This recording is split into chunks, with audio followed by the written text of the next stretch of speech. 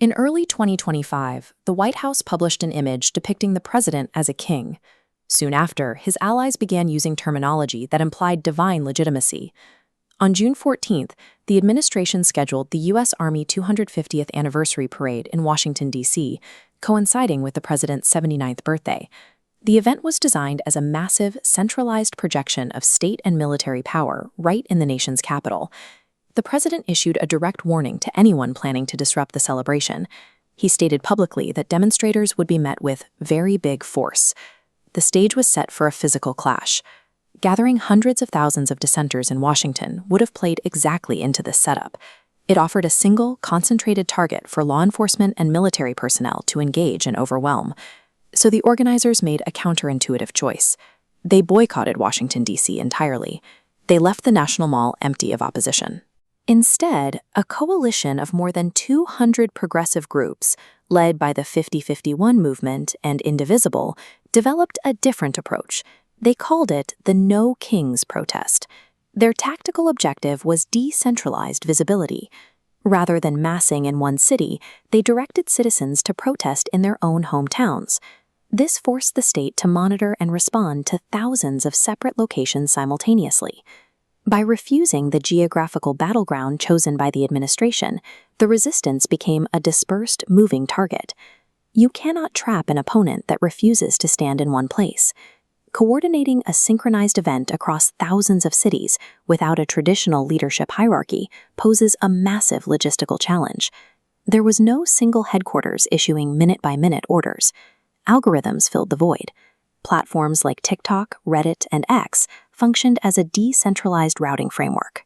Using the hashtag #NoKingsDay, users generated vital logistics, posting rally coordinates, sharing short civil rights videos, and distributing nonviolent resistance strategies.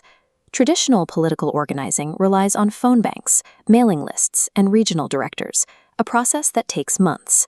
Here, recommendation algorithms drove millions of views to relevant posts in a matter of hours, enabling spontaneous, localized organizing. The digital code of these platforms provided the exact mechanism needed to turn passive online frustration into synchronized physical action on the streets. On June 14th in Los Angeles, where the administration previously deployed the National Guard and Marine Corps, over 200,000 took to the streets. On the East Coast, the flagship event in Philadelphia drew an estimated 100,000 attendees. In the Midwest, 75,000 protesters marched through downtown Chicago. This massive footprint tested local law enforcement.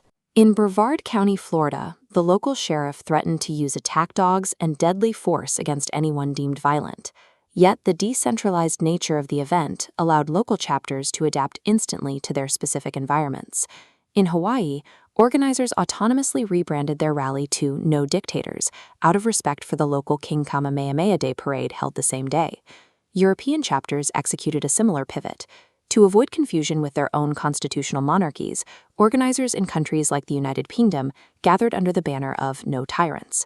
By granting absolute autonomy to local nodes, the movement successfully sidestepped cultural friction points and law enforcement bottlenecks that would have easily derailed a rigid, centralized plan. This chart compares historical single-day protest turnouts. On the far right, estimates for June 14th show between 4 and 6 million participants across 2,100 locations. That means roughly 1.5% of the entire U.S. population mobilized in a single 24-hour period. In the immediate aftermath, mainstream media documented the demonstrations as the largest coordinated opposition of the administration's second term. Several state governments, including California, New York, and Colorado, issued public statements affirming citizens' rights to peaceful assembly.